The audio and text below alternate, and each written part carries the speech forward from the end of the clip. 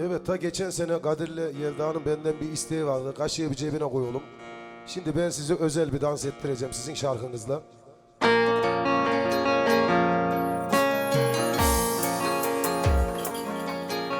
Bugün yakın biliyor musun? Ezginim, çaresizim, umutsuzum. Bırakma beni, insanlar kötü. Bırakma beni, korkuyorum.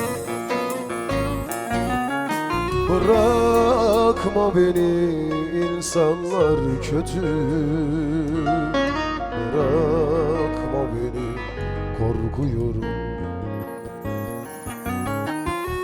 Bir deli otlar büyüyor içimde. Sancılıyım, yorgunum, kederliyim.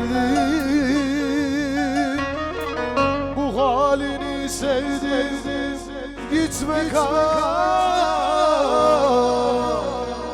Çamurlar, çirkefler içindeyim. Bırakma beni, insanlar kötü. Bırakma beni, korkuyorum. Bırakma beni, insanlar kötü. Bırakma beni, korkuyorum. Bir dayak yemiş adamım şimdi. Eskinim, kararsızım, yılgınım. Al götür beni o kayıp gecelere. Yeter ki ikimize yalnızlık. Bırakma beni, insanlar kötü.